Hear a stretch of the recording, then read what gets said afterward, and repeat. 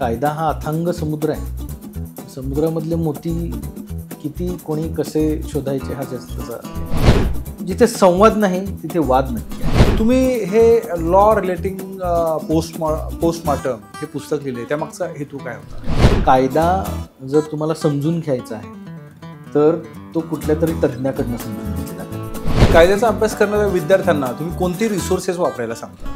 वकील कशासाठी असतो? वकील आपल्या अशिलाची बाजू मांडण्यासाठी असतोच, पण कायद्यामध्ये जे इंटरप्रिटेशनचा भाग आहे त्यासाठी म्हणून जजेसना हेल्प करणारा हा ऑफिसर ऑफ कोर्ट आहे.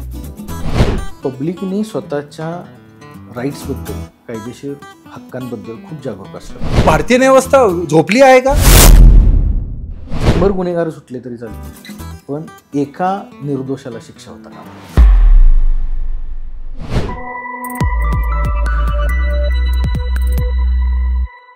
नमस्कार मंडळी, एक असे व्यक्तिमत्व जे गेली 2 दशके कायद्यात कार्यरत आहेत.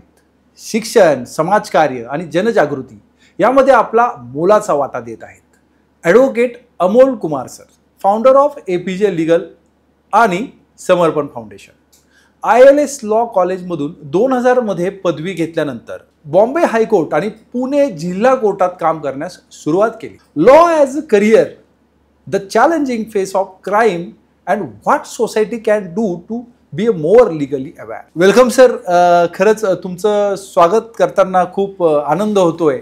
आपण तब्बल 20 वर्षांपेक्षा जास्त काळ कायद्यात कार्यरत आहात, तर तुमचं मी कोच किरण पाटील शोमध्ये मनापासून स्वागत करतो. सर्वप्रथम एक प्रश्न आहे की कायद्याचं शिक्षण घ्यावं असं तुम्हाला का वाटलं? कायदा हा एक करिअर म्हणून का निवडावा?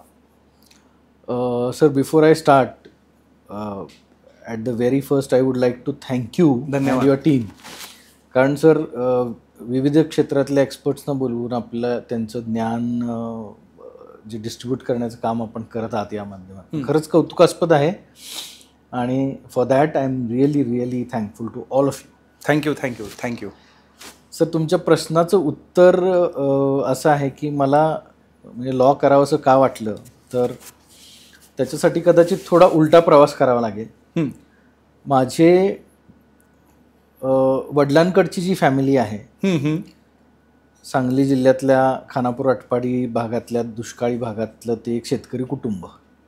आणि माझ्या आजोबांनी कदाचित त्यांचं पूर्ण आयुष्य न्याय मिळवण्यासाठी घालवलं. आणि आयरनी म्हणाल तर माझ्या आईकडचं जे कुटुंब आहे तेही त्याच भागातलं कलेढोण नावाचं गाव आहे, तिथले आहेत. पण त्या कुटुंबामध्ये सगळे बुद्धिजीवी लोक आणि डझनभरापेक्षा जास्त वकील, आणि ते सगळे आयुष्यभर दुसऱ्याला न्याय मिळवून देण्यासाठी झटणारे. सो इतिहास बघायला गेला किंवा पार्श्वभूमी बघायला गेली तर एक कुटुंब न्यायासाठी झगडणारं आणि एक कुटुंब न्याय मिळवून देण्यासाठी झगडणारं. सो ह्या सगळ्या गोष्टींचा एक प्रभाव माझ्यावर पडला. आणि लहानपणापासूनच एक इच्छा अशी होती की कुठेतरी या क्षेत्रात आपल्याला वकिली क्षेत्रात करिअर करायचं आहे. आणि माझे मामा, ज्यांच्याकडे मी इथे पुण्यात आल्यावर प्रॅक्टिसला सुरुवात केली, माझे गुरु डॉक्टर सुरेशचंद्र भोसले, त्यांचा माझ्यावर बऱ्यापैकी जास्त प्रभाव होता, कारण सगळ्यात लाडका मामा होता. सो त्या दृष्टीने आणि सामाजिक पार्श्वभूमी कुटुंब, दोन्ही कुटुंबांना होती, त्यामुळे कुठेतरी समाजाचं देणं आपण आहोत. आणि मग ह्या माध्यमातून कदाचित समाजाशी जास्त इंटरॅक्शन होतं, म्हणून मी ठरवलं होतं लहानपणीच की आपल्याला वकिली क्षेत्रातच करिअर करायचं आहे. अच्छा. तर मग आजच्या तरुणांसाठी लॉमध्ये कोणत्या कोणत्या प्रकारचे करिअर ॲव्हेन्यू आहेत? आम्ही ज्यावेळी वकिलीला सुरुवात केली त्यावेळी ट्रेडिशनल प्रॅक्टिसेस होते फक्त. म्हणजे सिव्हिल क्रिमिनल लिटिगेशन होतं, कन्व्हेन्सिंग होतं, म्हणजे रजिस्ट्रार ऑफिसला जाऊन प्रॉपर्टीचे कागदपत्र नोंदवणं वगैरे. त्याच्यानंतर वकिलांना ज्युडिशरी हा एक ऑप्शन होता. अच्छा. पण सर, आज काळ बदलला आहे आणि बदलत्या काळाप्रमाणे आपली न्यायव्यवस्था बदलली आहे, किंवा जे ॲव्हेन्यूज अवेलेबल आहेत मुलांना ते पण बऱ्यापैकी चेंज झालेले आहेत. आत्ताच्या घडीला तुम्ही बघाल तर विविध क्षेत्रांमध्ये या संधी उपलब्ध आहेत लॉ करणाऱ्या मुलांसाठी. मग ते अगदी वकिलीमध्ये जर आपण म्हणाल की जी ट्रेडिशनल प्रॅक्टिस ज्याला आपण म्हणतो त्यातही वेगवेगळे ॲव्हेन्यूज आहेत. म्हणजे ट्रायब्युनल्स आहेत, लेबर कोर्ट्स आहेत, हायकोर्ट आहे, NCLT नावाचं एक नवीन हे सुरू झालं आहे, कमर्शियल कोर्ट्स सुरू झाले.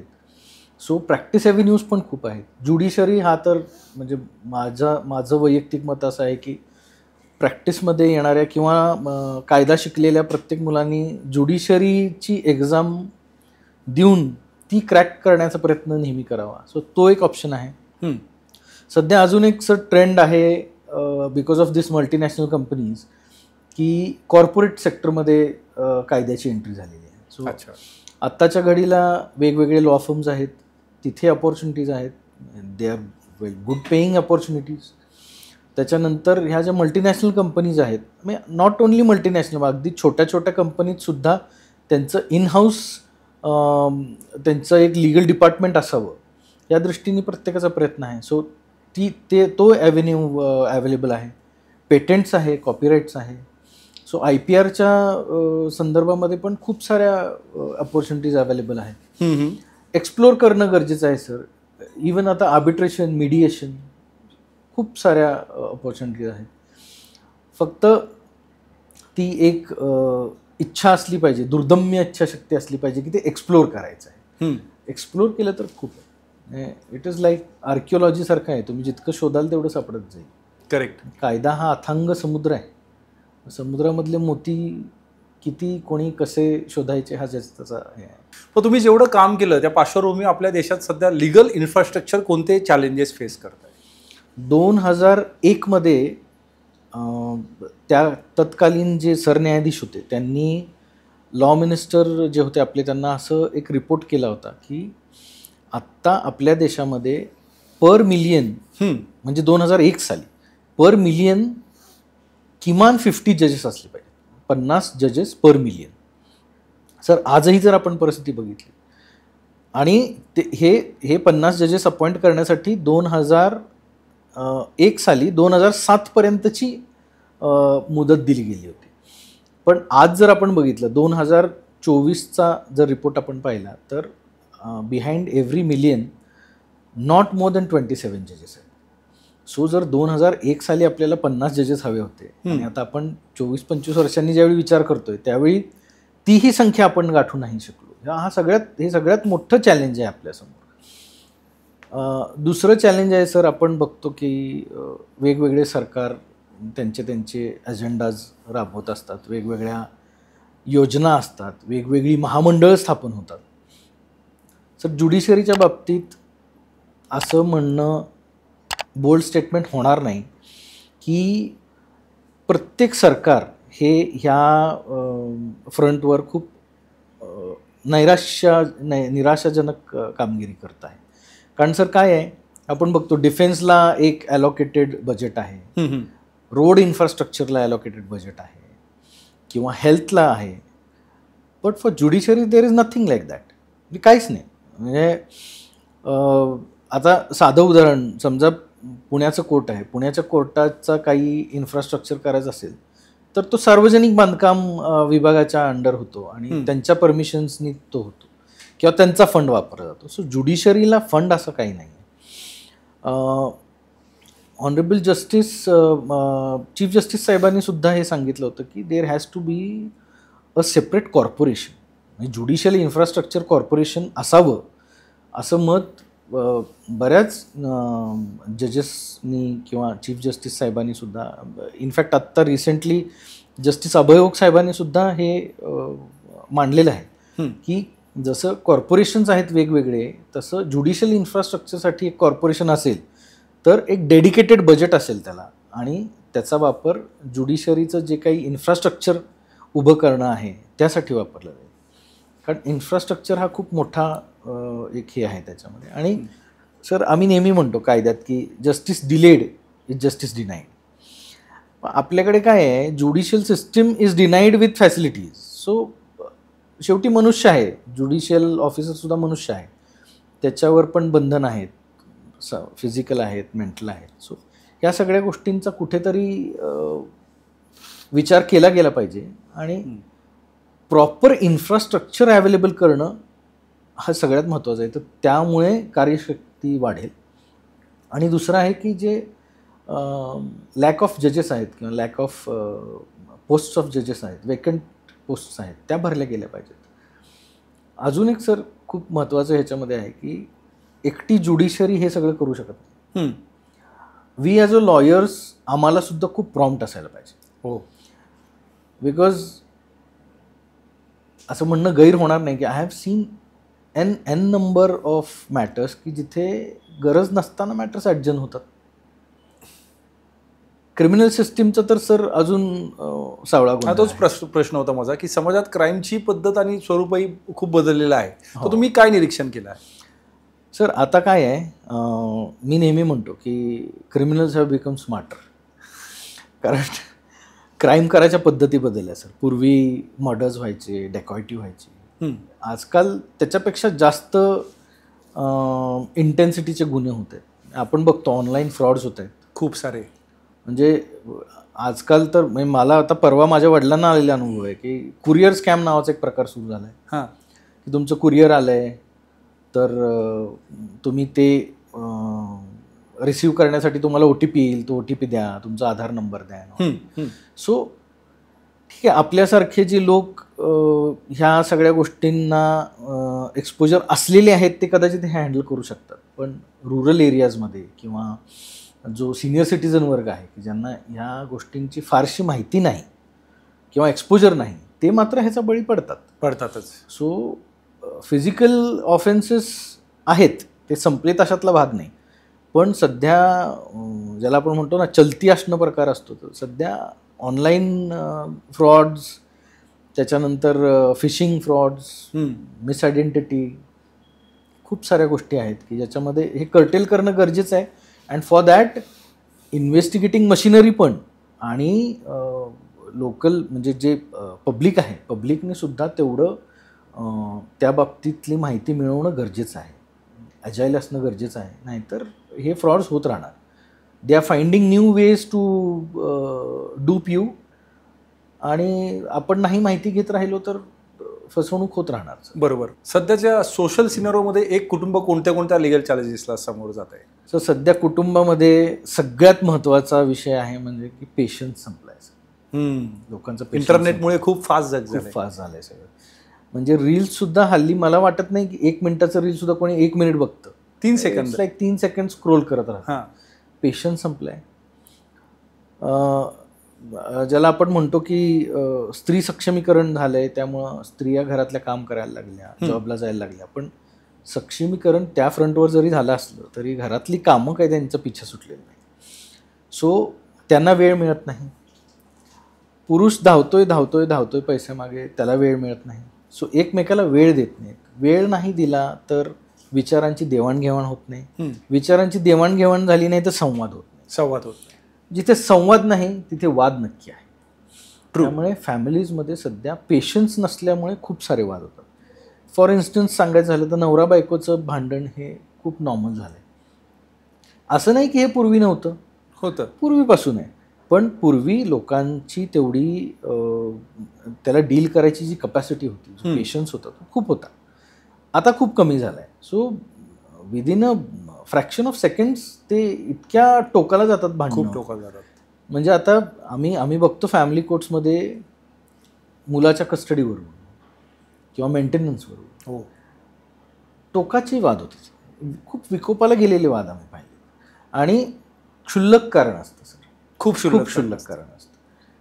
हा तर कौटुंबिक एक हा विषय आहे. दुसरा एक खूप महत्त्वाचा विषय आहे की प्रॉपर्टी.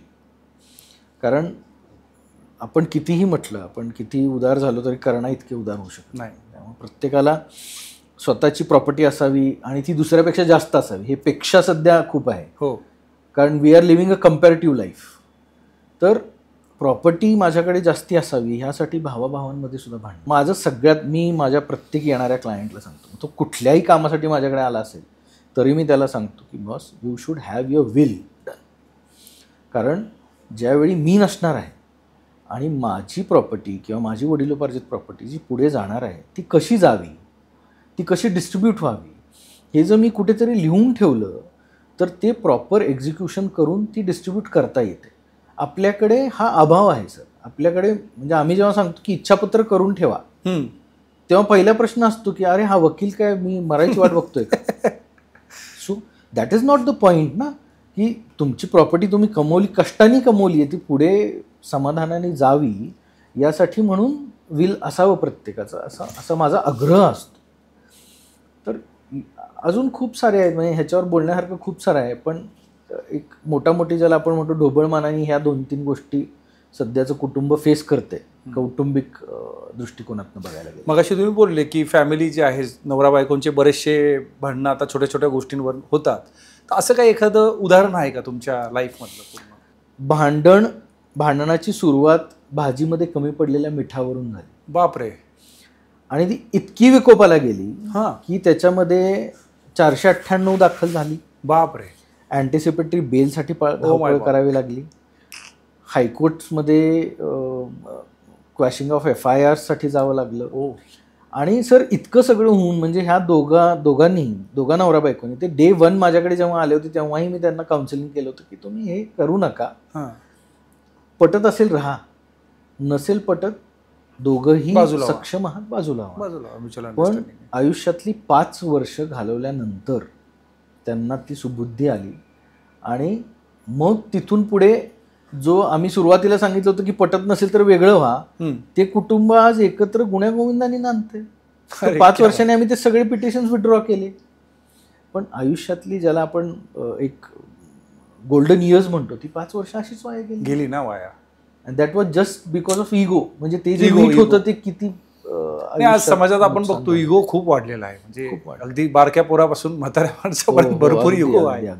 तुम्हाला आठवत असेल आपल्या वेळी असं होतं की कोणी नसलं, आई वडील नसले घरी आजी आजोबा असायचे, काका काकू असायचे, कोणी नसेल तर आत्याकडे आपण सुट्टीला जायचो. सर आजच्या मुलांना हा प्रकारच माहीत नाही. आजी आजोबा आर अवेलेबल जेव्हा केव्हा असतील तेव्हा ऑन व्हिडिओ कॉल्स. कुठं ते संस्कार होणार? व्हिडिओ कॉलवर संस्कार होण्याचे दिवस नाही. बरोबर. शेवटी समाजात क्राईम कमी होण्यासाठी तुम्ही एक अल्टिमेट मेसेज काय द्याल?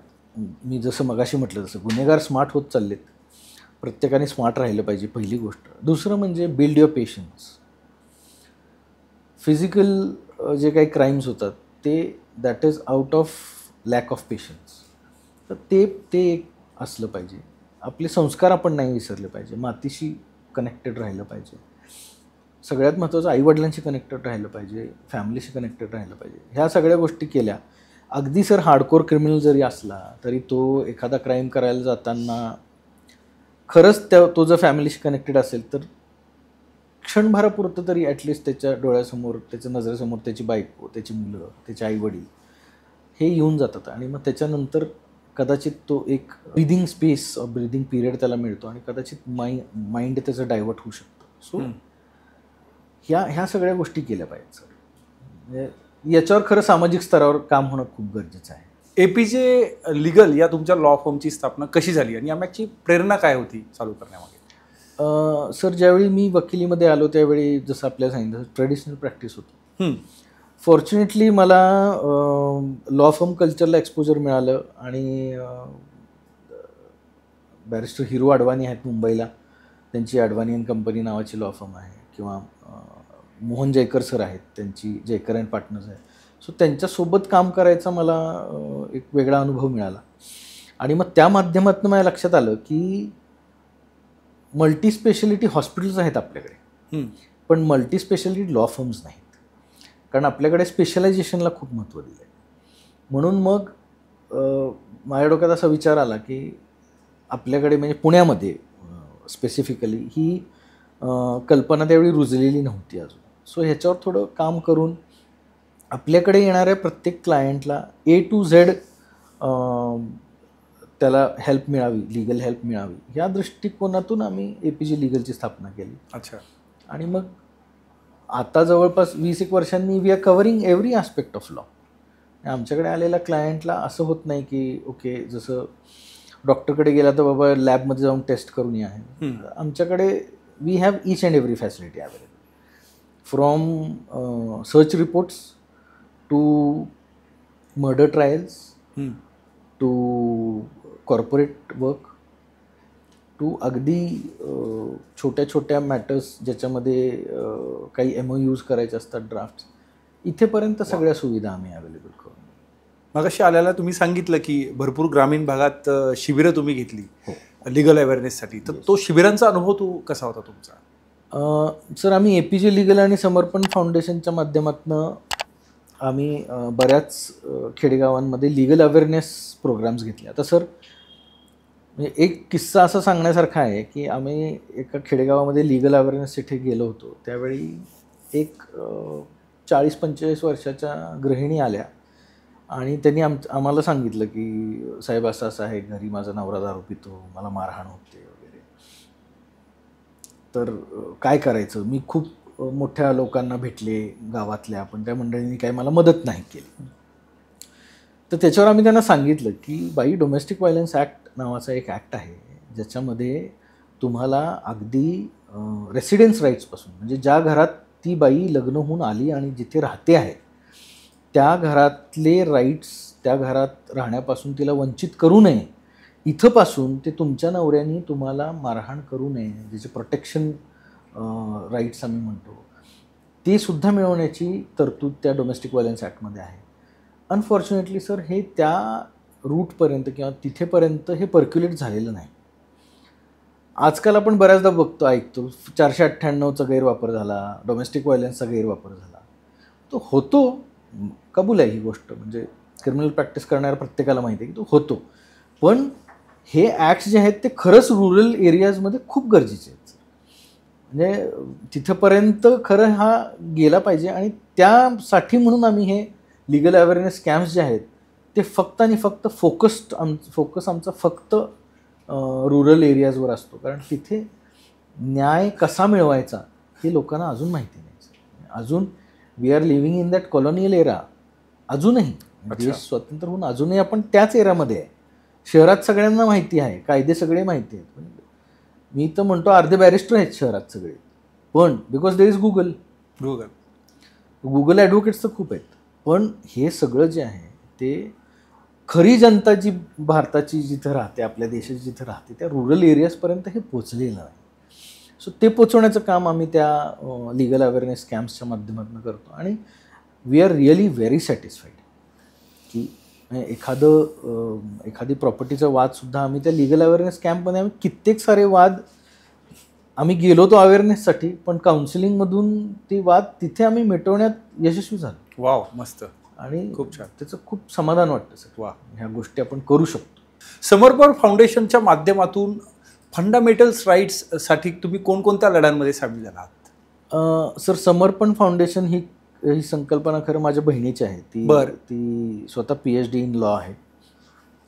तर त्या माध्यमातून आम्ही ट्रान्सजेंडर्स राईट्स जे आहेत, कारण आपल्याकडे सर तृतीयपंथीय म्हटलं की त्यांच्याकडे वेगळ्या नजरेने बघितलं जातं. They are human beings. ते त्याला निसर्गाची चूक म्हणू आपण, पण त्या जन्माला येणाऱ्या बाळाची काही चूक नसते. सो ट्रान्सजेंडर्सचे जे राईट्स आहेत त्याच्यासाठी आम्ही फाईट केली. त्याच्यानंतर अनाथ मुलं जी असतात, वयाच्या 18 वर्षापर्यंत अनाथ आश्रमात राहतात. 18 वर्ष पूर्ण झाल्यावर त्यांचं काय, ज्यावेळी ते समाजामध्ये येतील तेव्हा त्यांना काय ऑपॉर्च्युनिटीज आहेत, काय आहे, ह्या सगळ्या गोष्टींवर आम्ही काम केलं. किंवा अगदी आत्ता सध्याला खरं हे डिस्क्लोज करायचं नव्हतं, पण सध्याला आम्ही एका खूप महत्त्वाच्या विषयावर काम करतो सर. आपल्याकडे जर आपण बघाल तर रस्त्यावरनं येता जाता आपल्याला महाराष्ट्र शासन, पोलीस अशा लिहिलेल्या गाड्या दिसतात. खरंच त्या गाड्या पोलिसांच्या असतात का? तर 99% नसतात. आणि सर, पोलिसांच्या म्हणजे मी पोलीस ऑफिसर आहे म्हणून मी पोलीसची पाठी नाही लावायची. If that car belongs to the department, then and then only police. Otherwise when I am not on, मी वर्दी नाही घातली आहे तर I am a common man.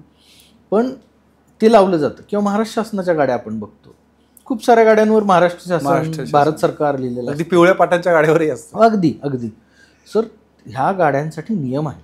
ज्या खरंच शासनाच्या स्वतःच्या ओन्ड गाड्या आहेत त्या गाड्यांवर हे लिहिता येऊ शकतं, बाकी कोणालाही लिहिता येऊ शकत नाही. म्हणजे इवन मुख्यमंत्री कुठं चालले आणि त्यांची पर्सनल गाडी असेल त्याच्यावर सुद्धा ते महाराष्ट्र शासन लिहू शकत नाही. हे जे एका लेवलला पोचलेले लोक आहेत ते पाळतात ह्या गोष्टी, पण कॉमन लेमॅनला हे माहिती नाही. So now we are working on that. Will try to file a writ petition on that and get directions. सरकारला त्याच्यावर आम्ही डायरेक्शन्स मागणार आहोत की अशा प्रकारचं जर काही होत असेल तर ते कसं कर्टेल करता येईल, ह्याच्या बाबतीत कायद्यात काही सुधारणा करता येतील का, किंवा काही तसे नोटिफिकेशन्स GRs काही प्रसिद्ध करता येतील का आणि ते इम्प्लिमेंट करता येतील का, ह्या दृष्टीने सध्या आमचं डाटा कलेक्शन सुरू आहे. तुम्ही हे लॉ रिलेटिंग पोस्टमॉर्टम हे पुस्तक लिहिले, त्यामागचा हेतू काय होता? मी क्रिमिनल प्रॅक्टिस करतो. सो आमच्याकडे 2 मर्डरचे मॅटर्स सायमल्टेनियसली सुरू होते आणि त्याच्यामध्ये आय विटनेसेस होते, बऱ्याचशा गोष्टी अगेन्स्ट होत्या. मी डिफेन्स लॉयर असल्यामुळे मी आरोपीच्या वतीने ॲपियर होत होतो आणि त्याच्यात डिफेन्स शोधता शोधता आमच्या लक्षात असं आलं की पोस्टमॉर्टम रिपोर्ट्समध्ये खूप साऱ्या गोष्टी अशा आहेत की ज्या आपल्याला डिफेन्ससाठी यूज करता येतील. लाईक रिगर मॉर्टिस कधी होतं, किंवा खाल्लेलं अन्न ते कुठल्या स्टेजला पचलेलं आहे, अरे बाबा, याच्यावरनं सुद्धा डिफेन्सेस क्रिएट केले जाऊ शकतात. त्याच्यावर आम्ही अभ्यास सुरू केला. आपल्याकडे भारतामध्ये मेडिकल ज्युरिस्प्रुडन्सची 2च पुस्तकं खूप म्हणजे बायबल मानली जातात. एक आहे डॉक्टर पारेख आणि मोदींचं. तर ह्या 2 पुस्तकांच्या व्यतिरिक्त पोस्टमॉर्टमवर काही अजून सापडतंय का, हे आम्ही ज्यावेळी शोध घेतला त्यावेळी आमच्या एक गोष्ट लक्षात आली की भारतीय डॉक्टर्सनी लिहिलेली कदाचित पुस्तकं अवेलेबल आहेत, पण पोस्टमॉर्टमवर लिगल अँगलनी लिहिलं गेलेलं पुस्तक अवेलेबल नाही. सो मग आम्ही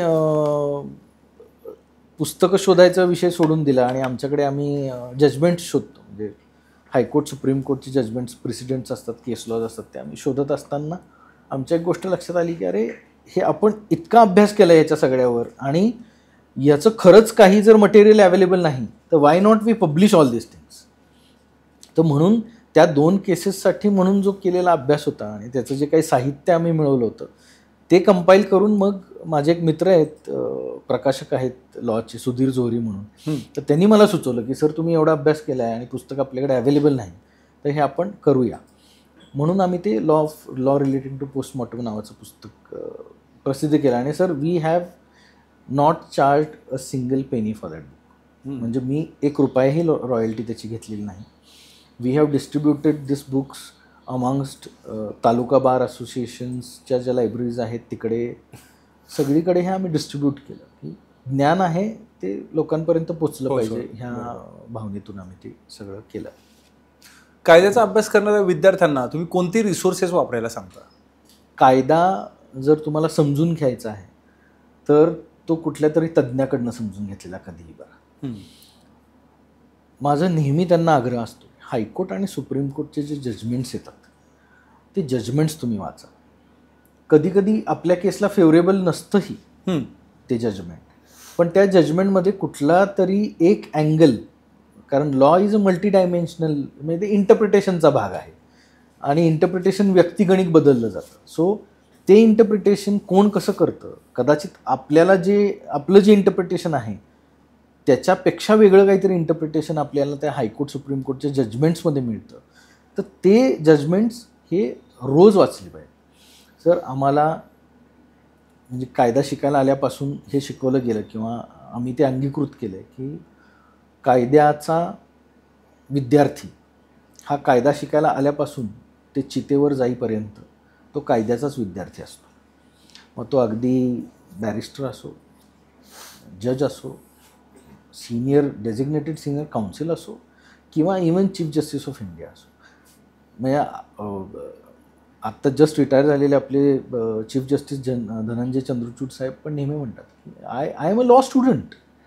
कारण सर, कायदा बदलत राहतो आहे आणि त्या कायद्याचं जर तुम्ही विद्यार्थी नाही झालात तर you lag behind somewhere. So मी मुलांना नेहमी सांगतो की येणारे जे केस लॉज आहेत ते डेली वाचायचं. एक केस लॉ वाचल्याशिवाय मी झोपणार नाही. हा जर एक प्रघात प्रत्येक विद्यार्थ्यांनी, प्रत्येक वकिलांनी जर फॉलो केला तर सर, कायद्यामध्ये खूप साऱ्या सुधारणा होण्याचे जे चान्सेस आहेत. Because lawyers are officers of court. वकील कशासाठी असतो? वकील आपल्या अशिलाची बाजू मांडण्यासाठी असतोच, पण कायद्यामध्ये जे इंटरप्रिटेशनचा भाग आहे त्यासाठी म्हणून जजेसना हेल्प करणारा हा ऑफिसर ऑफ कोर्ट आहे. सो वकिलांनी सुद्धा अपडेटेड राहिलं पाहिजे नॉलेजला, आणि दिस इज द बेस्ट रिसोर्स. ह्याच्याशिवाय वेगळा रिसोर्स असू शकत नाही. अर्थात आता खूप सारे आहेत, मी अगदी ChatGPT वापरणारे लोक आहेत, पण आहे सुप्रीम कोर्ट ऑनलाईन सारख्या वेबसाईट्स आहेत, खूप सारं आहे. पण हे जे केस लॉज आहेत they are Bible of law, त्यामुळे ते करणं गरजेचं. तुम्ही 6 वर्ष प्रसिद्ध फर्ममध्ये काम केलं, तिथून काय काय तुम्हाला शिकायला मिळालं, आणि व्हिजिटिंग लेक्चर म्हणून तुम्ही लॉ शिकवताना नव्या पिढीबद्दल तुम्हाला काय जाणवतं? सर, तुमच्या पूर्वार्धाच्या प्रश्नाचं उत्तर असं आहे की या लॉ फर्म्सबरोबर काम करत असताना मी एक गोष्ट शिकलो, जसं मी मगाशी म्हटलं तसं की मल्टी स्पेशलिटी हॉस्पिटल्स जसे आहेत तसं मल्टी स्पेशलिटी लॉ फर्म्स असणं गरजेचं आहे. कारण न्याय मिळवण्यासाठी ठिकठिकाणी जाणं, वेगवेगळ्या लॉयर्सकडे जाणं तसं परवडणारं नाही. सो एका ठिकाणी आलं आणि टोटल जर त्यांना रिलीफ मिळत असेल तर दॅट इज बेटर. ही गोष्ट मी लॉ फर्म्समध्ये शिकलो. कारण आपल्याकडे तोपर्यंत स्टँड अलोन लॉयर्स ही संकल्पना होती की क्रिमिनलमध्ये प्रॅक्टिस करणारा लॉयर हा फक्त क्रिमिनलमध्ये करायचा, सिव्हिल करणारा सिव्हिल करायचा, कन्व्हिन्सिंग करणारा कन्व्हिन्सिंग करायचा, लेबर कोर्टात जाणारे वकील फक्त लेबर कोर्टातच जायचे. पण ही जी एक पारंपरिक संकल्पना होती ती मोडण्याचं काम ह्या लॉ फर्म्सनी केलं आहे. अच्छा. आणि ह्या लॉ फर्म्सच्या माध्यमातून अजून एक गोष्ट मी अशी शिकलो की जेवढं लिगल स्टाफ गरजेचं आहे तेवढाच पॅरालिगल स्टाफ पण गरजेचं आहे. तुमच्यासाठी धावपळ करणारी जी ऑफिस बॉयज असतील, तुमचं ॲडमिन स्टाफ असेल, तो सुद्धा खूप गरजेचा आहे. बरोबर. तर हे सगळं मी त्या लॉ फर्म्सच्या ह्याच्यातून शिकलो. आणि सर, ज्यावेळी मी आता म्हणजे उत्तरार्धाचं प्रश्नाचं उत्तर असं की ज्यावेळी मी लॉ कॉलेजेसमध्ये गेस्ट लेक्चरर म्हणून जातो त्यावेळी सर मी शिकवायला कमी, शिकायला जास्त जातो. कारण सर ही नवीन पिढी ही खूप स्मार्ट आहे, खूप स्मार्ट. आणि AI आणि टेक्नॉलॉजीमुळे अजून स्मार्ट झाली, खूप स्मार्ट झाले. म्हणजे हे लोक, या लोकांकडनं शिकण्यासारखं खूप आहे. फक्त हे चॅनलाइज करणं गरजेचं आहे. ही जी त्यांची एनर्जी आहे किंवा हे जे ज्ञान आहे ते कुठं भरकटू नये, ते चॅनलाइज करणं गरजेचं आहे. आणि गेस्ट लेक्चर, व्हिजिटिंग लेक्चर म्हणून जाताना मुलांना फक्त ती एक दिशा देण्याचं काम आपल्याला करायचं आहे, ही एक संकल्पना डोक्यात ठेवून मी जातो. बाकी मी शिकायला जातो जास्त. कायदा शिकताना स्टुडंटना थिअरी आणि प्रॅक्टिकल यामध्ये बॅलन्स कसं साधावं?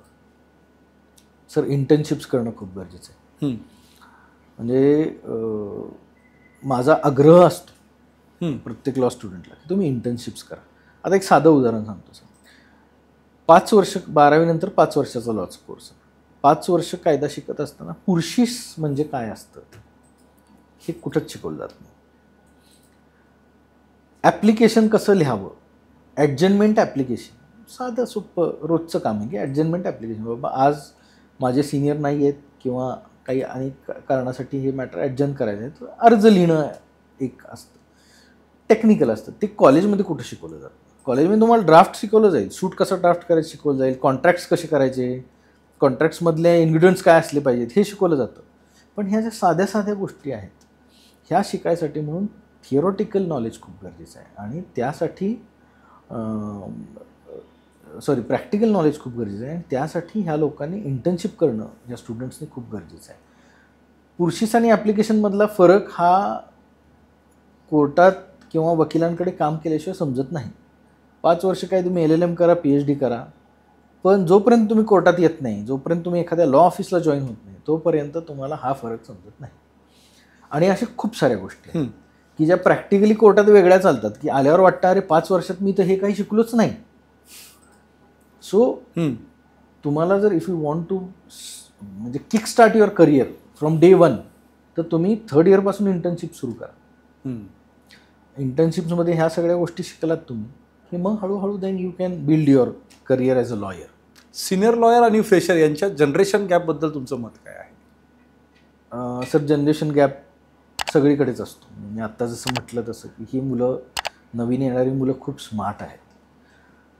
सिनियर लॉयर्स स्मार्ट नाहीत, डम आहेत असं माझं म्हणणं नाही. पण जी टेक्नॉलॉजी वापरणं आहे म्हणा किंवा नवीन नवीन पद्धतीने इंटरप्रिटेशन करणं आहे म्हणा, किंवा आत्ता समाजामध्ये जे चाललंय त्यांच्या पिढीमध्ये चाललेले जे काही प्रवाह आहेत ते त्या लोकांना खूप चांगल्या पद्धतीने माहिती आहे.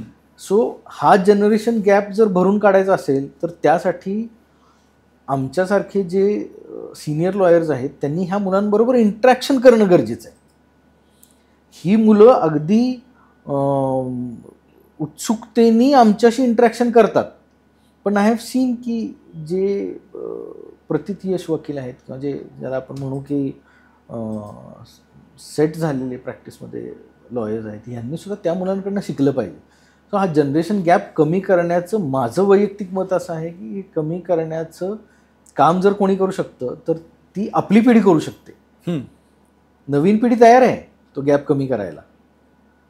घरात कदाचित ह्याच्या उलटं असतं, घरात कदाचित तो जनरेशन गॅप अजूनही तसाच आहे, पण ह्या फील्डमध्ये हा जनरेशन गॅप कमी करण्यासाठी ही नवीन मुलं खूप उत्सुक असतात. आमच्या पिढीने ते स्टेप्स घेतले पाहिजेत, जे की आता आमच्या ऑफिसला हे दिस इज कंपल्सरी की आठवड्यातनं नवीन येणाऱ्या मुलांनी एक कुठला तरी विषय घ्यायचा आणि त्याच्यावर आम्हाला लेक्चर द्यायचं. मस्त, वा. त्यामुळे मग आम्हाला त्यांची जी काही इंटरप्रिटेशन आहे किंवा त्यांच्या संकल्पना काय आहेत, त्या पिढीचं समाजामध्ये काय सध्या चाललेलं आहे हे सगळं समजतं. हा जनरेशन गॅप भरून काढणं खूप गरजेचं आहे. डिजिटलाइजमुळे लॉ प्रॅक्टिस कसं बदललं आहे? बऱ्याचशा मी हा प्रश्न माझ्याकडे येणाऱ्या प्रत्येक इंटर्नला विचारतो. त्यांचं उत्तर एकच असतं, sir chat GPT. Chat GPT काय आहे? चॅट GPT इज एक डाटा कलेक्शन करून कुठेतरी स्टोअर केला आहे आणि तुम्ही विचारलेल्या प्रश्नांची तिथनं उत्तर येतं. बस बस बस. तिथे इंटरप्रिटेशन होत नाही कायद्याचं. सांगू शकतो कायदा असा आहे, मग सेटल लॉ असा आहे, पण सेटल लॉ सुद्धा कुठं नाही कुठंतरी कधी नाही कधीतरी बदलावा लागेल. 100% तो इंटरप्रिट करून बदलावा लागेल. त्यासाठी म्हणून डिजिटलायझेशनचा वापर कसा करता येईल ह्याच्यावर भर देणं गरजेचं आहे. मग मी तुम्हाला जसं सांगितलं की आत्ता पूर्वी असं होतं सर की मंथली बुक्स यायचे आमच्याकडे, जे रिपोर्टेड जजमेंट्स असतात त्याचे मंथली बुक्स यायचे. मग ते महिन्याच्या महिन्याला वाचायचे. म्हणजे जुलैमध्ये जजमेंट्स आलेत ते आम्हाला ऑगस्टमध्ये वाचायला मिळायचे. आता असं झालं आहे सर, आज जजमेंट दुपारी पास झालं तर ते संध्याकाळी अपलोड होतं. डिजिटलायझेशनची कमाल आहे. त्यामुळे आता असं नाही झालं की महिनाभरापूर्वी झालेली जजमेंट महिन्याभरांनी वाचायला मिळते आणि मग इंटरप्रिटेशन. नो, लगेच विदिन आवर्स. दुसरं सगळ्यात महत्त्वाचं काम झालं आहे की जे आपण म्हणतो की खूप डिले होते जस्टिसमध्ये, त्याचा एक इम्पॉर्टंट फॅक्टर हा पण होता की फायलिंग जे करायचं होतं ते पूर्वी फिजिकल फायलिंग होतं. म्हणजे समजा मला एखादी केस औरंगाबादला फाईल करायची किंवा मुंबईला फाईल करायची, तर मला ट्रॅव्हल करणं गरजेचं होतं. आता सोपं झालं आहे. सुप्रीम कोर्टनी त्यांचं एक स्वतःचं पोर्टल फॉर्म केलं आहे ज्याच्यामध्ये आम्ही डिजिटल फायलिंग करू शकतो. ई फायलिंग पोर्टलमध्ये आम्ही ऑफिसमध्ये बसून इवन रात्री 12-12 वाजता आम्ही ते सूट्स तयार करून फाईल केलेले आहेत. हो. सो ती जी वेळेची बचत आहे जी खरंच खूप गरजेची आहे ती अवेलेबल झालेली आहे याच्यामध्ये. किंवा इवन रिस्पॉन्डंट्स जे आहेत, रिस्पॉन्डंटचे लॉयर्स पण त्यांचं हे फाईल करतात, त्यांचे जे काही डिफेन्सेस असतील ते फाईल करतात आणि त्याचा ॲक्सेस आम्हाला मिळतो. सो बऱ्यापैकी पेपरलेस कोर्ट सिस्टीम होण्याकडे वाटचाल ही डिजिटलायझेशनमुळे झालेली आहे आणि फास्ट झालं आहे, जे गरजेचं आहे. So now we are hoping की हे झाल्यामुळे कदाचित अजून थोडा वेग येईल. पब्लिक इंटरेस्ट लिस्टिगेशन PIL बद्दल सामान्य जनतेला काय माहिती असायला हवी? सर त्याच्या नावातच सगळं आहे. Public interest litigation. असं लिटिगेशन जे पब्लिकच्या इंटरेस्टसाठी केलं जातं. पण त्याच्यात असं आहे की पब्लिक इंटरेस्ट लिटिगेशन हे आपण फक्त हायकोर्ट आणि सुप्रीम कोर्ट्सला फाईल करू शकतो. ट्रायल कोर्ट्सला तो अधिकार कायद्याने दिलेला नाही. मग आता पब्लिक इंटरेस्ट लिटिगेशन काय आहे? एखाद्या सोसायटीमध्ये एखाद्याने डॉगी पाळलं आणि ते त्रास होतोय सगळ्यांना, तर त्याच्यासाठी पब्लिक इंटरेस्ट लिटिगेशन फाईल होणार नाही, कारण तो सोसायटीचा इश्यू आहे. पण जे स्ट्रे डॉग्स आहेत, स्ट्रे डॉग्स कसे न्यूट्रलाइज करता येतील किंवा स्ट्रे डॉग्सना शेल्टर्स कशी अवेलेबल करून देता येतील, किंवा आता आपण वाचतो की स्ट्रे डॉग्सनी छोट्या मुलांवर हल्ले केले आणि त्याच्यात त्या मुलांचा बळी गेला वगैरे. तर ह्या सगळ्या गोष्टी कर्टेल करण्यासाठी म्हणून काय डायरेक्शन्स आपल्याला सरकारसाठी म्हणून मागता येतील कोर्टाकडनं, which are in the interest of public at large, तर त्या गोष्टी करता येतील. जसं मी मगाशी म्हटलं की आम्ही ते महाराष्ट्र शासन आणि पोलीसच्या गाड्यांसाठीचा जो विषय आहे that will come under public interest litigation, किंवा ट्रान्सजेंडर्सचे राईट्स आहेत ते पब्लिक इंटरेस्ट लिटिगेशनसाठी खाली येतात. पब्लिकनी स्वतःच्या राईट्सबद्दल, कायदेशीर हक्कांबद्दल खूप जागरूक असलं पाहिजे. आणि ते जेव्हा असतील, कारण सर भारताचा, आपल्या देशाचा इतिहास असा आहे की सोशल सिस्टीम ही चेंज करण्यासाठी जी जी पावलं ज्युडिशरीने उचलली ते प्रत्येक पाऊल पब्लिक इंटरेस्ट लिटिगेशनच्या माध्यमातूनच झालेलं आहे. म्हणजे अगदी जेलमधल्या इनमेट्सना फॅसिलिटीज प्रोव्हाइड करणं, किंवा मी जसं मगाशी म्हटलं की ही जी अनाथ मुलं आहेत यांच्या दृष्टीने काही पावलं उचलणं, किंवा मुस्लिम वुमनचे राईट्स आहेत, मेंटेनन्सचे राईट्स आहेत, किंवा चाइल्ड लेबरचे राईट्स आहेत, ह्या सगळ्या गोष्टी ह्या पब्लिक इंटरेस्ट लिटिगेशनच्या माध्यमातून ॲड्रेस करता येऊ शकतात. लोकांनी थोडं जागरूकतेने ह्याच्यामध्ये इंटरेस्ट घेतला पाहिजे. ज्युडिशरी खूप लिबरल आहे आपली त्या बाबतीत, आणि they have a social angle in that. त्यामुळे जर पब्लिक ह्याच्या बाबतीत जागरूक झालं तर 100% देशामध्ये एक सामाजिक क्रांती पब्लिक इंटरेस्ट लिटिगेशनच्या माध्यमातून सुद्धा होऊ शकते, हे आपण जगाला दाखवून देऊ शकतो. मीडिया ट्रायल्स आणि सोशल मीडियावर सुरू होणाऱ्या चर्चांमुळे कायद्यावर काय परिणाम होतोय? मला जर विचाराल, म्हणजे आपण असं म्हणतोय मीडिया ट्रायल चालली, हे चाललं ते चाललं, थोडाफार मी जसं मगाशी म्हटलं तसं की ज्युडिशियल ऑफिसरसुद्धा मनुष्य आहे, थोडाफार इकडे तिकडे परिणाम होऊ शकतो. पण सर माझा आजही ज्युडिशरीवर तेवढाच विश्वास आहे की they are very very fair enough. म्हणजे न्यूज बघितलं, समजा आता एखादं मॅटर त्या ज्युडिशियल ऑफिसरकडे दुसऱ्या दिवशी येणार आहे आणि आदल्या दिवशी त्याच्या संदर्भाने त्यांनी काही न्यूज बघितल्या असतील, सोशल मीडियावर काही बघितलं असेल, तर त्याचा परिणाम निर्णय देताना होत असेल असं मला अजिबात वाटत नाही. पण हे खरं आहे की मीडियाने सुद्धा ज्यावेळी एखादी आपण केस कव्हर करतो किंवा एखादी गोष्ट, एखादा झालेला गुन्हा कव्हर करतो, त्यावेळी तो दोन्ही बाजूनी त्याचा अभ्यास करून ॲनलाइज करून मग केला पाहिजे. कारण मग ह्याच्यामुळे काय होतं की मीडिया एक चित्र वेगळं रंगवतं आणि येणारा जो न्यायालयीन निर्णय असतो तो कदाचित थोडा वेगळा येतो. आणि मग त्यावेळी हे जे पब्लिक ॲट लार्ज आहे की जे दे सकम टू मीडिया इन्फॉर्मेशन, आणि त्यांच्याकडे दुसरा सोर्स नाही, सोर्सच कायद्याचं ज्ञान नाही तेवढं की बाबा हा निर्णय असा का आला. तर तो निर्णय आल्यानंतर त्याची ज्यावेळी ॲनालिसिस मीडियावर केलं जातं त्यावेळी तिथे लिगल एक्सपर्ट्स असले पाहिजेत. म्हणजे ते सांगू शकतील जनतेला की का असा निर्णय आला, त्याच्या मागचं रिझन काय होतं. आता मध्येच आपल्याकडे एक सनसनाटी केस होती की ते 300 शब्दांचा निबंध लिही वगैरे असं ते एक ऑर्डर पास केली. I stand by with that judicial officer. कारण त्याच्यामध्ये ज्युव्हेनाईल जस्टिस ॲक्ट प्रमाणे न्याय करायचा होता. पण न्यायाधीश ज्यावेळी न्याय द्यायला तिथे बसलेले असतात त्यावेळी त्यांच्या समोर येणारे न्यायाधीश जागेवर जाऊन बघत नाही ना साहेब की तिथे काय झालं होतं. त्यांच्या समोर येणारे जे काही रिपोर्ट्स असतील, म्हणजे पोलीस रिपोर्ट आणि डिफेन्सची जी काही केस असेल त्याच्या बेसिसवर न्याय देण्याचं काम ते लोक करतात. सो जर ज्युव्हेनाईल जस्टिस ॲक्टमध्ये जी काही प्रोव्हिजन्स असतील त्याच्याप्रमाणे त्यांनी तो निकाल दिला. त्याचा इतका उहापोह झाला त्या केसमध्ये की ते गरजेचं नव्हतं. त्याच्यामुळे ज्युडिशियल ऑफिसर्सच्या क्रेडिबिलिटीवर जर क्वेश्चन मार्क्स निर्माण होणार असतील तर मीडियाने सुद्धा त्यांची रिस्पॉन्सिबिलिटी समजून घेतली पाहिजे. They are pillar of the democracy. Judiciary is the pillar of the democracy.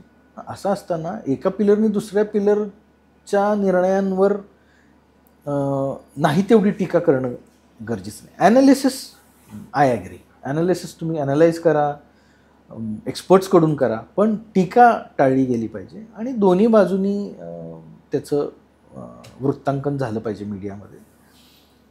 Social media sir, social media entertainment म्हणून घ्यावा असं माझं प्रामाणिक. It's not a information media, it's a entertainment media. तुम्ही ॲडवायझरी कमिटीमध्ये काम केलं आहे, अशा इन्स्टिट्यूशनल ॲडवायझरी रोजबद्दल काय सांगाल? ॲडवायझरी कमिटीज, ज्या लिगल ॲडवायझरी कमिटीज असतात, समजा ARAI सारखी संस्था आहे किंवा आपली वसंतदादा शुगर इन्स्टिट्यूटसारखी आहे किंवा महाग्रेप्ससारखी संस्था आहे, इथे ज्यावेळी ह्या ॲडवायझरी कमिटीज असतात त्यांच्याकडे जे काम असतं ते काम कायद्याचं इंटरप्रिटेशन करणं हेच असतं. पण त्यातूनसुद्धा ह्या ज्या संस्था आहेत मोठमोठ्या, ह्यांना लोकाभिमुख कामं कशी करता येतील आणि कायद्याच्या माध्यमातून ती कशी करता येतील किंवा कायद्याच्या चौकटीत कशी करता येतील, ह्यासाठीचा आग्रह धरण्याचं काम आम्ही ॲडवायझरी बोर्डमध्ये असताना करतो. कारण ह्या संस्था एवढ्या मोठ्या झालेल्या आहेत, त्यांचं प्रत्येकाचं जसं समाजाशी देणं आहे तसं या संस्थांचं पण आहे. आणि फॉर्च्युनेटली आपल्याकडे ज्या पण मोठ्या संस्था आहेत त्याची असणारी जी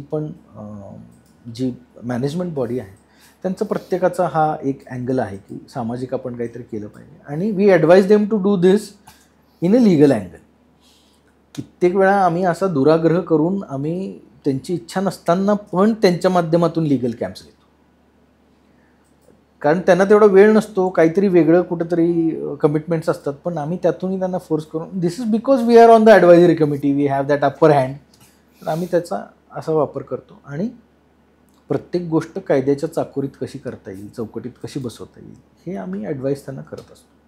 तुमचे आदर्श वकील कोण? सर, आदर्श वकील तसं म्हणाल तर आदर्श मानण्यासारखे खूप वकील आहेत आपल्याकडे, पण मी ज्यांना आदर्श मानतो ते माझे गुरु, माझे मामा ॲडव्होकेट डॉक्टर सुरेशचंद्र भोसले. त्यांनी मला जे शिकवलं किंवा कदाचित मी आज ज्या एका फुटिंगवर आहे, that is only and only because of him. Fast ट्रॅकवर नवरा बायकोंचे जर जमत नसेल, भांडणं होत असेल आणि फास्ट ट्रॅकवर त्यांना डिवोर्स घ्यायचा असेल तर काहीतरी ती सुविधा आहे की 3-4 वेळेस त्यांना काउन्सिलिंगला बोलवतात आणि फास्ट ट्रॅकवर त्यांचा 5 ते 6 महिन्यात डिवोर्स होऊन जातो. तर ही न्यायव्यवस्थेने खूप चांगली सुविधा काढलेली आहे. मग मला हा प्रश्न विचारायचा आहे, ॲज अ तुम्ही ॲडव्होकेट आहात, तर आता भारतामध्ये खूप सारे बलात्कार, रोज कितीतरी बलात्कार होतात, चिमुरड्या मुलींवर होतात आणि खूप सारे बलात्कार होतात. आणि तो आरोपीला राजकारणी काही दबाव टाकून बाहेरही काढलं जात आहे आणि तो मोकाटपणे फिरत असतो. तर हा कडू प्रश्न आहे. तर तुमचा विचार याच्या पाठीमागे काय आहे? आणि त्याचप्रमाणे मर्डरही होतात, तो आरोपी लगेच त्याला जामीन होऊन तो फिरत असतो. तिसरा प्रश्न असा आहे की ॲक्सिडेंट होतात, आपल्या डोळ्यासमोर दिसतं, शूटिंगमध्ये असतं, तरी तिथेही राजकारणी लोक दबाव टाकतात आणि तिथेही तो फिरत असतो. तर आता जर दुबईमध्ये तुम्ही बघितलं तर साधं 8 सेकंद एखाद्या मुलीकडे बघितलं तरी त्याला जेल आहे. मग भारतीय न्यायव्यवस्था ही एवढी भोंगळी का, असा मला तुम्हाला प्रश्न विचारायचा आहे. सर, भारतीय न्यायव्यवस्था मग इथे फास्ट ट्रॅक का नाहीये? अच्छा, नाही सर, भारतीय थोडासा माझा आवाज इथे उंच गेला, कारण छोट्या छोट्या चिमुरट्या मुलींवर बलात्कार होतात. मग भारतीय न्यायव्यवस्था झोपली आहे का? सर, आता मी जसं मगाशी सांगितलं तसं की भारतीय न्यायव्यवस्था हा एक सामान्य नागरिकाचा आवाज आहे. अगदी अगदी अगदी अगदी अगदी ॲग्रीड. पण सर, आपण ज्यावेळी भारतीय न्यायव्यवस्था म्हणतो त्यावेळी आता आपण हे समजून घेतलं पाहिजे की भारतीय न्यायव्यवस्थेला किंवा न्यायव्यवस्था ज्यावेळी न्याय देण्याचं काम करते तेव्हा तिची डिपेंडन्सी किती आहे. सुरुवात होते FIR दाखल होण्यापासून, त्याच्याही आधी जाऊ, समजा आपण गुन्हा होण्यापासून सुरुवात होते. गुन्हा झाला आणि आपल्या कायदेशीर हक्कांचं जर आपल्याला माहिती आहे तर आपण तत्काळ जाऊन FIR दाखल करतो. ज्यांना माहितीच नाही ते 4 महिन्यांनी, 4 आठवड्यांनी, 4 महिन्यांनी जाऊन ती FIR दाखल करतात. फर्स्ट जिथे हिट होतं ह्या FIRला, जिथे जेन्युनिटी हिट होते FIRची, इज डिले.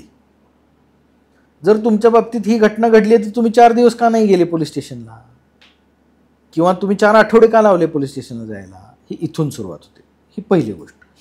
दुसरं, FIR दाखल झाली की इन्व्हेस्टिगेशन सुरू होतं. जर तत्काळ झाली दाखल, तत्काळ इन्व्हेस्टिगेशन सुरू झालं तर तो एव्हिडन्स कलेक्ट करता येतो. एखादी घटना घडल्यानंतर 4 दिवसांनी गेल्यानंतर तो इन्व्हेस्टिगेटिंग ऑफिसर, त्याचे हात बांधल्यासारखे होतात. तो 4 दिवसात कुठलं कुठे काय होऊन जातं, तो कुठे एव्हिडन्स शोधणार. तरीही पोलीस ऑफिसर्स प्रयत्न करतात एव्हिडन्स आणण्याचा आणि चार्जशीट फाईल करायचा. परत चार्जशीट कोर्टात येते, तिथून पुढे काम सुरू होतं न्यायव्यवस्थेचं आणि वकिलांचं. मग सरकारी वकील असतात जे सरकारची बाजू मांडतात, म्हणजे त्या पीडितेची किंवा सरकारची बाजू मांडतात, आणि डिफेन्स लॉयर असतात जे आरोपीची बाजू मांडतात. आता परत सामान्य जनतेला हा प्रश्न पडतो की ही डिफेन्स लॉयर्स असतात कशाला, त्यांनी तर गुन्हा केलाय, जरा पटकन शिक्षा देऊन टाका ना, दुबईसारखी चढवा. बरोबर आहे. पण आपली जी न्यायव्यवस्था आहे ती, लोक म्हणतात की ही इंग्रजांच्या फ्रेमवर्कवर बेस्ड आहे. थोडीफार असू शकते, पण आपण अगदी पुराण काळापर्यंत जरी गेलो तरी सुद्धा तिथे एक गोष्ट नेहमी आपल्या भारतीय न्यायव्यवस्थेने ही फॉलो केली आहे की 100 गुन्हेगार सुटले तरी चालतील, पण एका निर्दोषाला शिक्षा होता कामा नये. हे मला तुमचं खूप आवडलं. सो ही गोष्ट, मग तिथं एव्हिडन्स ॲनालाइज होतो. मग तिथे काम असतं डिफेन्स लॉयर्स. डिफेन्स लॉयर हा काय असतो, जसं मी मगाशी म्हटलं तसं, he is officer of court. तुमच्यासमोर आलेली केस आणि प्रचलित कायदे किंवा त्याच्यावर असणारे जजमेंट्स, ह्याच्या सगळ्या अनुषंगाने ह्यात न्याय काय दिला गेला पाहिजे किंवा निर्णय काय दिला गेला पाहिजे ह्यासाठी मदत करणारा हा डिफेन्स लॉयर असतो. अच्छा. आणि त्याचं दुसरं काम असतं त्याच्या आशिलाची बाजू मांडणं. लोकांच्या मनात एक वेगळी संकल्पना आहे की डिफेन्स लॉयर आरोपींना वाचवतात, ते आरोपीची बाजू मांडतात. आरोपीला वाचवणारे हजारो फॅक्टर्स असतात. म्हणजे सर्कमस्टन्शियल एव्हिडन्स असतो आमच्याकडे. म्हणजे लास्ट सीन टुगेदर, कुठंतरी दोघांना एकत्र पाहिलेलं असतं आणि त्यातल्या एकाचा कुठेतरी मर्डर होतो जाऊन. दुसऱ्या दिवशी सकाळी हे समजतं की रात्री 10 वाजता ह्यांना बघितलं होतं एकत्र आणि सकाळी 7 वाजता डेड बॉडी सापडली. तर रात्री 10 वाजता शेवटचं बघितलेलं, त्याच्यानंतर सकाळी 7 वाजता डेड बॉडी सापडली. मग ह्याच्यामध्ये विटनेसेस येतात की हो आम्ही ह्यांना 10 वाजता बघितलं होतं. मग त्याच्यानंतर कुठेतरी CDR रिपोर्ट आणला जातो की हा 10 वाजता इथे होता, 11 वाजता तिथे होता. हे सगळे रेकॉर्डवर येतं. मग त्याच्यानंतर गुन्हा करताना वापरलेले जे काही शस्त्र असेल ते जप्त केलं जातं, कपडे जप्त केले जातात. आता त्यात पण बघा सर, कपडे जप्त केले, अंगावर रक्त, जर एखाद्याचा मर्डर केलं एखाद्या माणसाने रात्री 10 वाजता, सकाळी 7 वाजेपर्यंत तेच कपडे घालून तो बसणार नाही ना अंगावर. पण आपल्याकडे असे 90% मॅटर्समध्ये ते कपडे इव्हन 4 दिवसांनी ते जप्त होतात.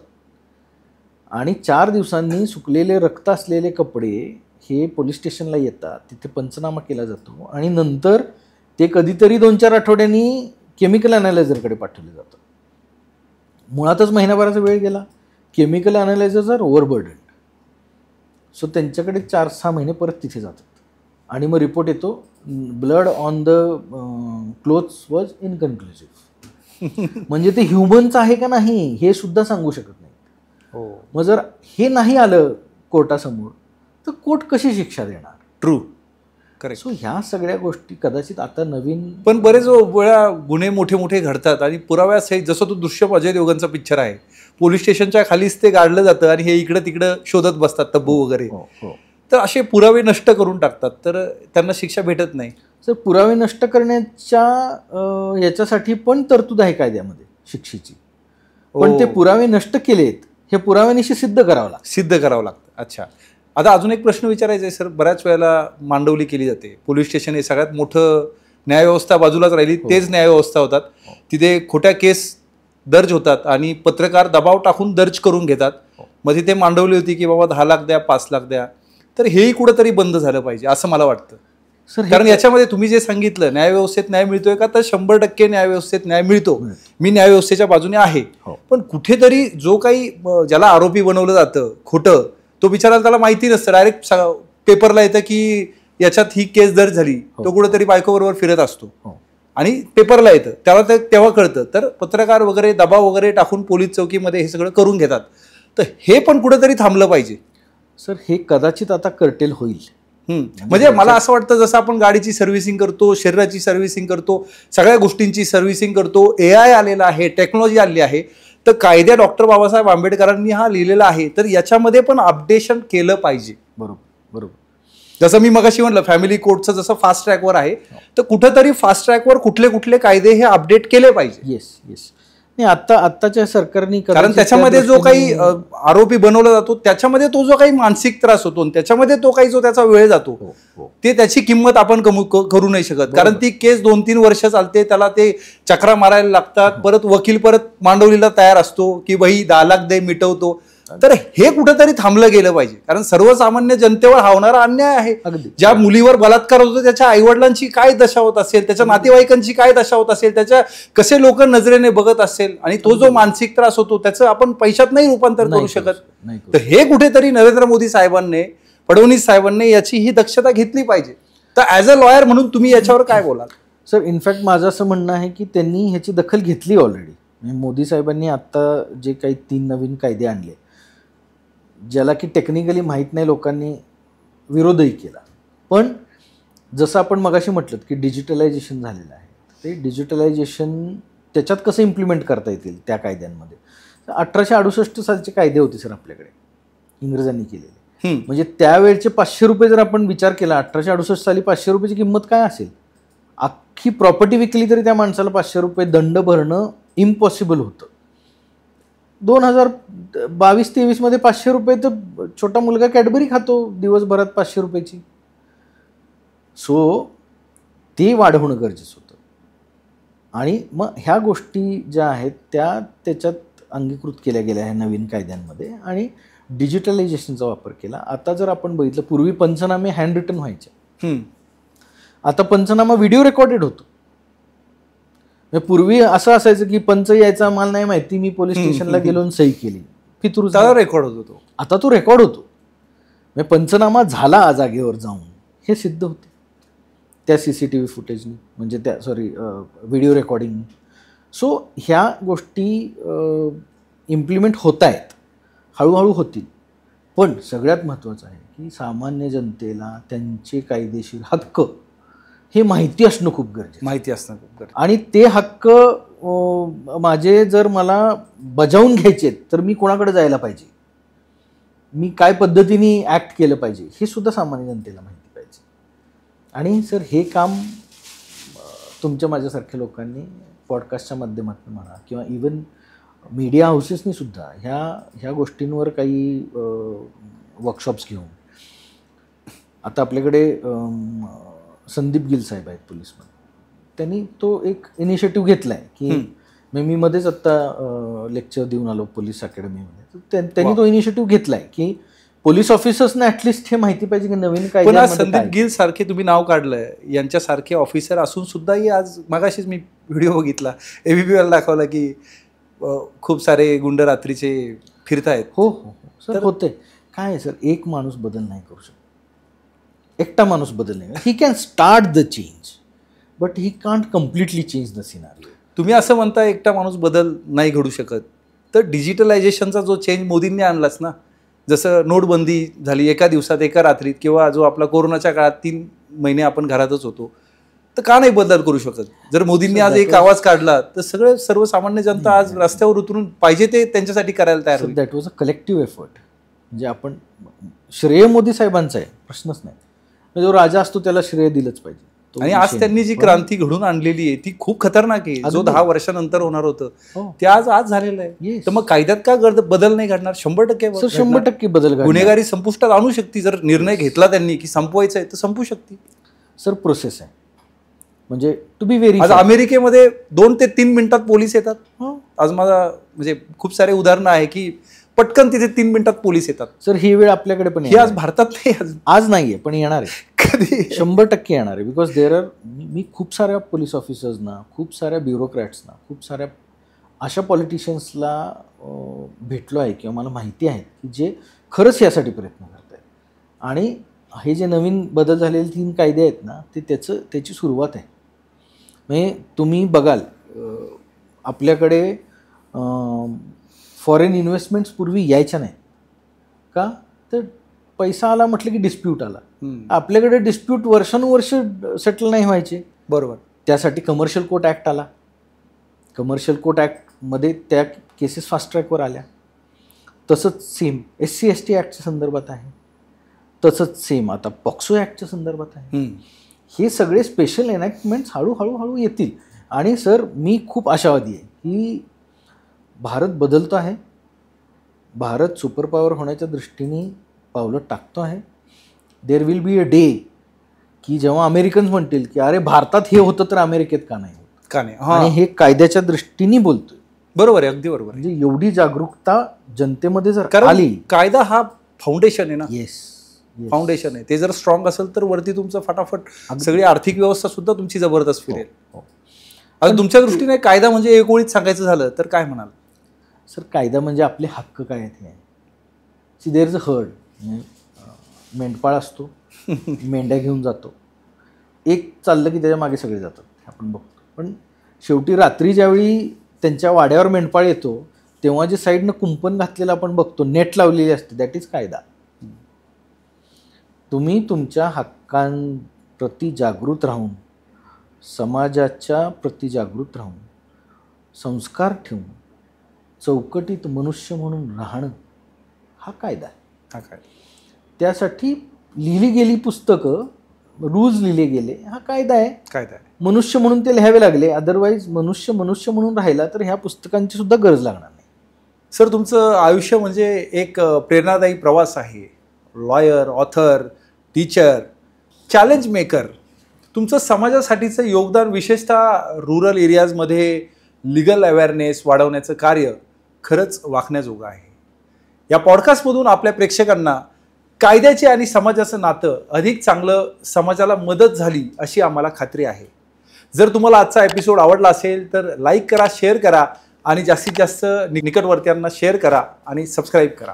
आणि अशाच प्रेरणादायी गोष्टी ऐकण्यासाठी चॅनलला सबस्क्राईब करायला विसरू नका. Thank you so much. मस्त राहा, स्वस्त राहा आणि आपल्या आरोग्याची, कुटुंबाची काळजी घ्या. Thank you very much. भेटूया आपण पुढच्या पॉडकास्टमध्ये.